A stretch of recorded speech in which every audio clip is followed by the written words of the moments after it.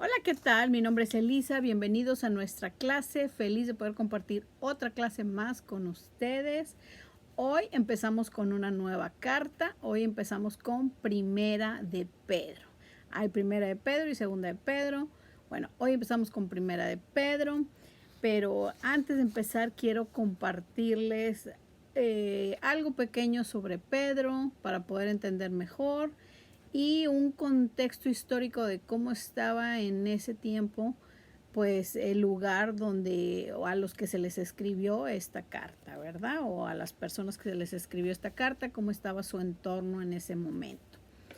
Y bueno, discúlpenme si me equivoco, no les voy a mentir, este video lo he grabado yo creo que 8 veces, editado 2 y esta es, espero que sea la última vez que grabo el video, pero me he estado confundiendo, digo Pablo en vez de Pedro. Y como estuvimos viendo las cartas carcelarias, bueno, creo que por eso me estoy confundiendo por Pedro, ¿verdad? Digo Pablo en vez de Pedro. Y a pesar de que mi esposo se llama Pedro y tengo un hijo que se llama Pedro, no sé qué me está pasando, así que discúlpenme si me equivoco. Por aquí les pongo un recordatorio, es Pedro, no Pablo, ¿verdad? Pero bueno, ya, sin más preámbulos, vamos a empezar de lleno. Bueno, esta carta o epístola fue escrita por el apóstol Pedro.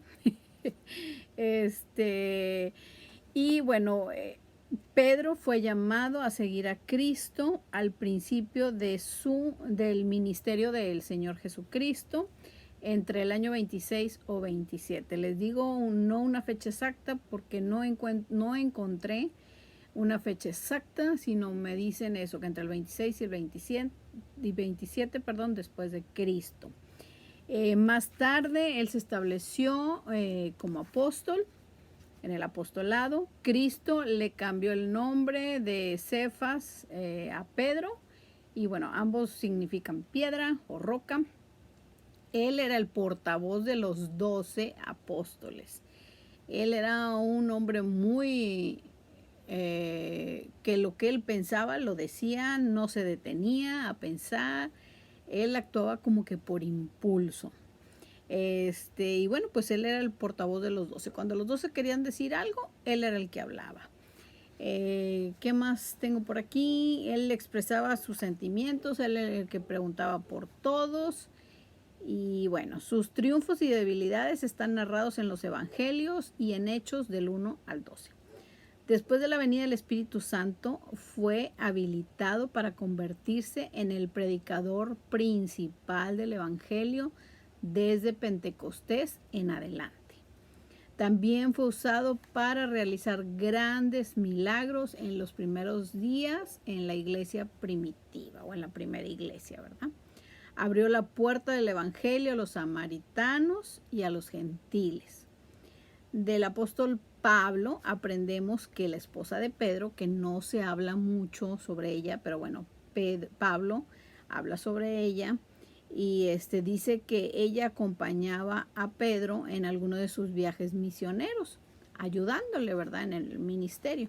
Esto lo encontré en 1 Corintios 9:5. Dice, no tenemos mucha información de ella, pero vemos que era fiel compañera de Pedro y verdadera creyente, ya que le acompañaba en sus viajes misioneros.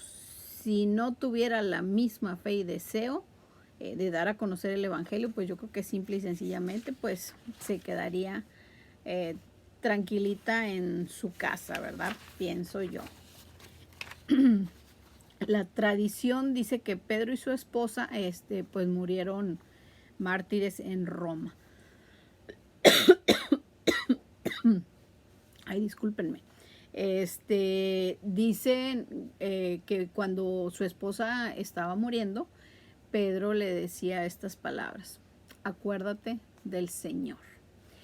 Y cuando le llegó el turno a Pedro, bueno, Pedro no quiso morir crucificado igual que el Señor, o sea, él decía que no se sentía digno, así que él quiso que lo crucificaran al revés, con la cabeza para abajo.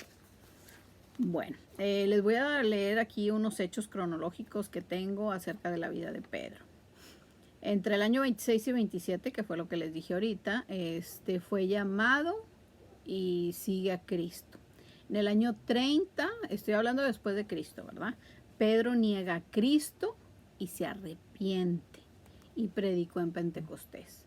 En el año 40, Pedro conduce a Cornelio a Cristo.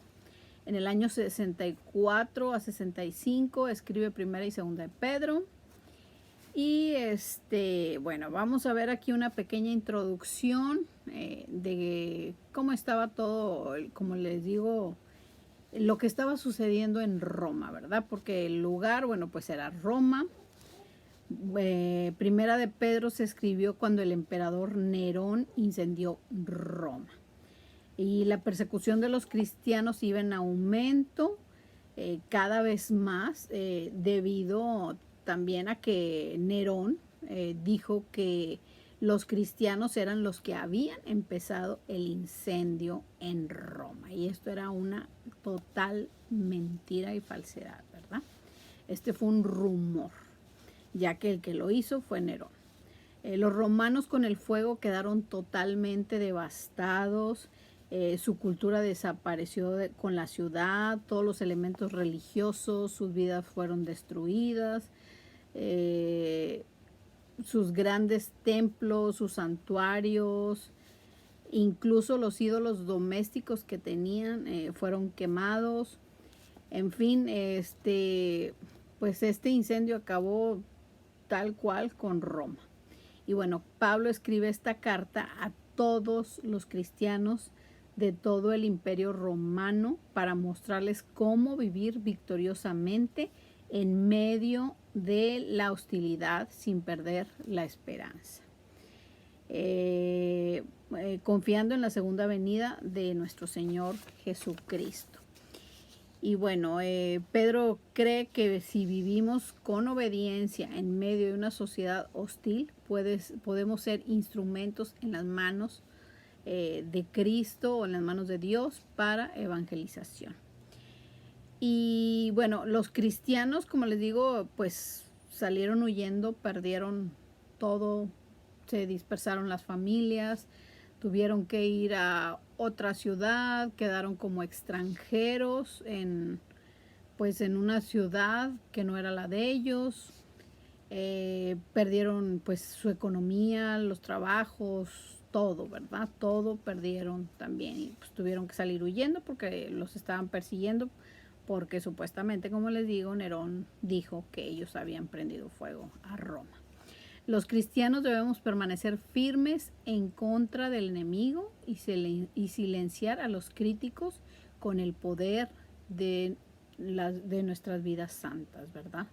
Dado que esta carta se dirigió a los creyentes que estaban sufriendo una persecución cada vez mayor, como dijimos, el propósito de esta era enseñarles cómo vivir victoriosos en medio de las pruebas o problemas. Bueno, aquí tengo 4 puntos. Dice, sin perder la esperanza, sin llenarse de amargura, confiando en su Señor, y todo esto mientras esperaban la segunda venida de su Señor. Pedro quería que entendieran que al vivir una vida de obediencia en medio de la persecución, podían evangelizar en un mundo hostil. Los cristianos debemos permanecer firmes en contra del enemigo y, como dijimos, silenciar a los críticos con el poder de unas vidas santas. En esta carta Pedro es bastante efusivo al enumerar 2 categorías de verdad. Una larga lista de bendiciones otorgadas a todos los creyentes, y 2, deja entretejido en esta lista de bendiciones que también existe el sufrimiento. Debemos saber que en el mundo pues la gente nos va a tratar injustamente. Debemos los creyentes entender que nosotros somos ciudadanos del cielo, somos extranjeros en este mundo hostil. Pedro responde varias preguntas en estas 2 cartas. Bueno, dice, ¿cómo deben los cristianos lidiar con la hostilidad? ¿Necesitan los cristianos un sacerdocio que interceda por ellos ante Dios? Otra de las preguntas es, ¿cuál debe ser la actividad del cristiano con el gobierno secular y la desobediencia civil? ¿Cuál debe de ser la actividad de un empleado cristiano? No la actividad, la actitud, perdón, de un empleado cristiano. ¿Cómo debe comportarse una mujer cristiana? ¿Cómo puede ganar una esposa creyente a un esposo incrédulo para Cristo? Y bueno, pues ahora sí ya vamos a entrar de lleno a estudiar nuestra carta. Vamos a leer ahorita, acuérdense, estamos viendo Primera de Pedro. Hoy solo vamos a ver el capítulo 1. Vamos a estar implementando otra nueva manera de estudiar la Biblia. Yo así la estudio y bueno, pues vamos a implementarlo hoy. Se puede implementar esto porque son nada más 5 capítulos. Si estuviéramos estudiando Hechos, pues por decir, ¿verdad? Sería imposible porque imagínense 28 versículos, 28 capítulos, necesitaríamos 28 semanas. Entonces sí estaría medio complicado. Pero aquí como nada más son 5, vamos a hacerlo así. Vamos a ir leyendo versículo en la Biblia, versículos, y vamos a ir tratando de entenderlos a fondo, ¿verdad? Bueno, vamos a leer primero y segundo versículo del capítulo 1. Pedro, apóstol de Jesucristo, a los expatriados de la dispersión en el Ponto, Galicia, Capadocia, Asia, Bitinia, elegidos. 2. Según el previo conocimiento de Dios Padre por la obra santificadora del Espíritu, para obedecer a Jesucristo y ser rociados con su sangre. Que la gracia y la paz les sean multiplicados a ustedes. Bueno, Pedro formó parte de los que fueron llamados y comisionados de manera personal por el Señor, por el Maestro. Imagínense qué privilegio, ¿verdad? Bueno, aquí leemos en estos 2 versículos, nos habla de expatriados, ¿verdad? Vamos a ver qué significa expatriados, para ir entendiendo mejor, desglosando todo esto.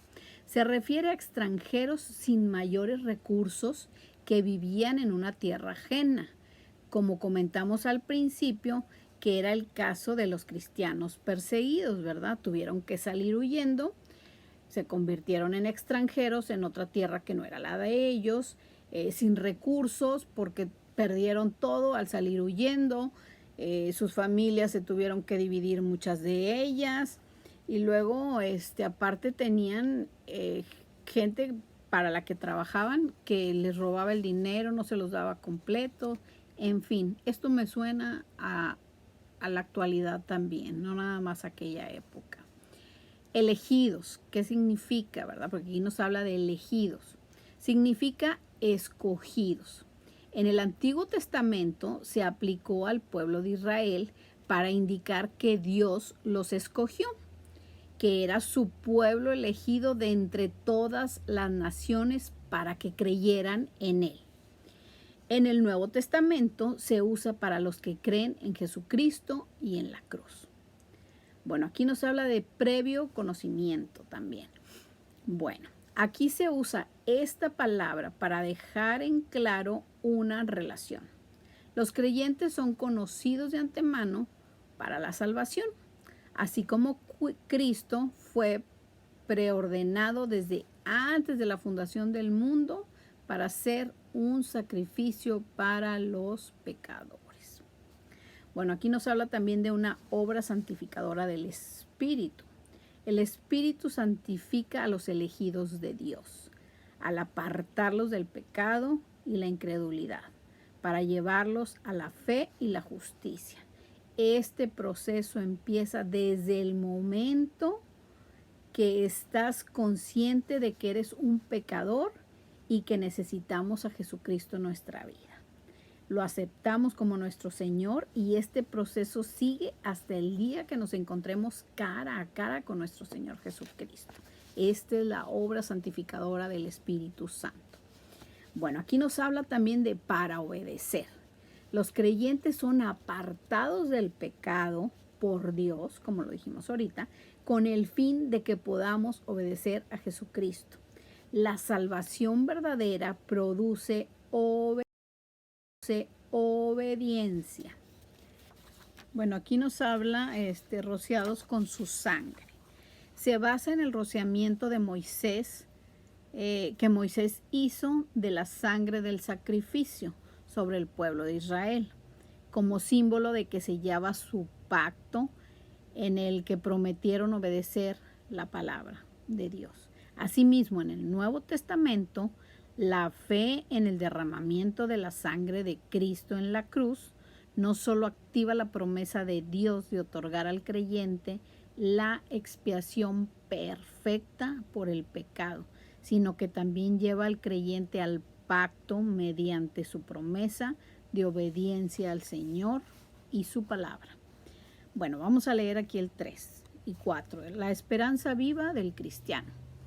3. Bendito sea el Dios y Padre de nuestro Señor Jesucristo, quien según su gran misericordia nos ha hecho nacer de nuevo a una esperanza viva, mediante la resurrección de Jesucristo de entre los muertos. 4. Para obtener una herencia incorruptible, inmaculada y que no se marchitará, reservada en los cielos para ustedes. Bueno, aquí nos habla de una gran misericordia. La razón por la que Dios proveyó una salvación gloriosa para la humanidad es porque Él es misericordioso, simple y sencillamente. Y los pecadores necesitamos su misericordia. Bueno, aquí nos habla de hechos, nos habla del hecho, de nacer de nuevo. Dios concedió el nuevo nacimiento como parte de la provisión perfecta de la salvación. Una esperanza viva, nos habla también aquí. Bueno, y esta pues es la vida eterna. También nos habla de una herencia. Bueno, Pedro les mostró a esos cristianos perseguidos cómo ver más allá de sus problemas para completar su herencia eterna. La vida, la justicia, el gozo, la paz, la perfección, la presencia de Dios, la compañía gloriosa de Cristo, las recompensas y todo lo demás que Dios ha planificado es la herencia celestial del cristiano. Bueno, nos habla también de incorruptible. Nos dice que la herencia es incorruptible. Bueno, se refiere a algo que no se puede alterar, no se echa a perder, no se daña o no se pudre. La herencia del cristiano es completamente opuesta a la del mundo, porque la del mundo está corrompida, contaminada y se desvanece como el humo, se esfuma, se termina. Bueno, ahora vamos a ver 1 de Pedro 1, versículo 5. Mediante la fe ustedes son protegidos, porque el poder de Dios para la salvación que está preparada para ser revelada en el último tiempo. Bueno, aquí nos dice mediante la fe. La respuesta del cristiano a la elección de Dios, la convicción del Espíritu es la fe, pero incluso la fe es por el poder de Dios. En el momento de la salvación, Dios energiza la fe y continúa preservándola. Bueno, ahora nos dice protegidos por el poder de Dios. Nos mantiene seguros a los creyentes. Nadie puede robar nuestro tesoro. Nadie puede descalificar lo recibido o de recibirlo. Bueno, aquí en el versículo 6 dice, por lo cual ustedes se regocijan grandemente, aunque ahora por un poco de tiempo, si es necesario, sean afligidos con diversas pruebas. Ay, dice, esta clase de gozo no se basa en circunstancias temporales, cambiantes, sino que provienen de la relación eterna e inmutable con Dios. Pedro relaciona este gozo con Pero miren, quiero que quede claro esto. O sea, nuestro gozo no depende de las cosas cambiantes. De las cosas cambiantes, bueno, serían nuestros sentimientos, alguna prueba, por lo que estemos pasando. Nuestro gozo no proviene de ahí. Nuestro gozo proviene de una relación estrecha con Dios. Así que nuestro gozo no depende de nada de lo demás, más que de eso. Y bueno, Pedro relaciona este gozo con, uno, la seguridad de la herencia eterna, protegida del creyente. 2, la seguridad de su fe probada con diversas pruebas. 3, se presentan en varias formas las pruebas. Estas no deben disminuir el gozo del cristiano. Bueno, ahora vamos a leer el versículo 7. Para que la prueba de la fe de ustedes, más preciosa que el oro, que perece, aunque probado por fuego, sea hallada que resulte en alabanza, gloria y honor en la revelación de Jesucristo. La prueba de fe. Vamos a ver qué significa esto, ¿verdad? Que nos está hablando aquí de la prueba de fe. El propósito de Dios al permitir las pruebas es examinar la realidad de la fe de cada creyente y que quede claro que el que se beneficia es el creyente, no Dios. En la revelación de Jesucristo, ¿qué significa esto? Bueno, se refiere a la segunda venida de Cristo. Vamos a leer el 8. A quien sin haber visto ustedes lo aman y a quien ahora no ven, pero creen en él y se regocijan grandemente con gozo inefable y lleno de gloria. A ver, sin haber visto aún. Esto me encanta porque no lo hemos visto, pero sin embargo creemos en él. Y esperamos su venida con gran gozo. Y esto es lo que nos mantiene de pie, ¿verdad? No lo hemos visto, pero sí lo podemos sentir. El 9, obteniendo como resultado de fe la salvación de sus almas. Creemos que su segunda venida y lo estamos esperando. Bueno, aquí donde dice obtén salvación, estamos esperando recibir la salvación completa de la gloria eterna en la redención de nuestros cuerpos. 13. Por lo tanto, preparen su entendimiento para la acción. Sean sabios en espíritu. Pongan una esperanza completamente en la gracia que se les traerá en la revelación de Jesucristo. Preparen su entendimiento para la acción.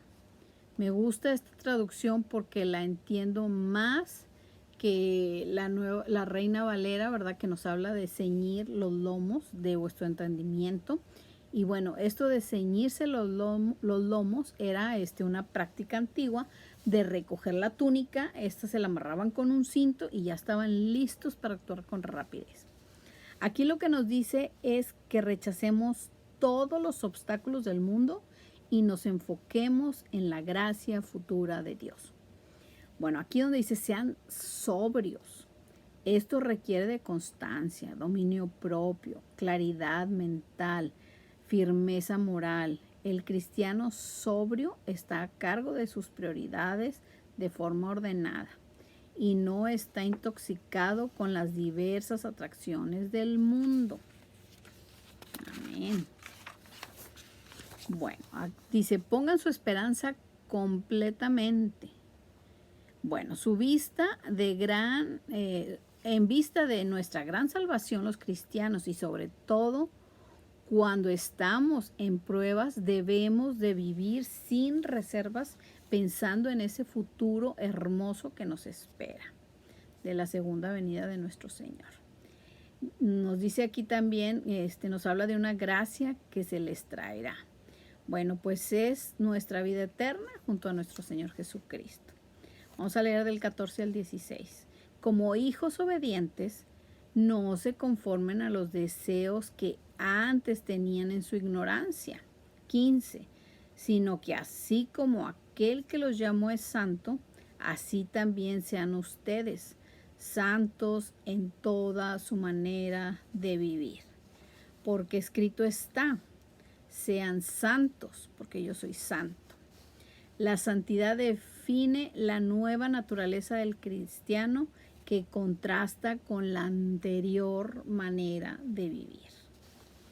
Bueno, los cristianos estamos asociados con Dios porque Dios es santo y nosotros debemos reflejar lo mismo y tratar con respeto y reverencia a Él y su palabra. Los creyentes glorificamos más a Dios siendo como Él.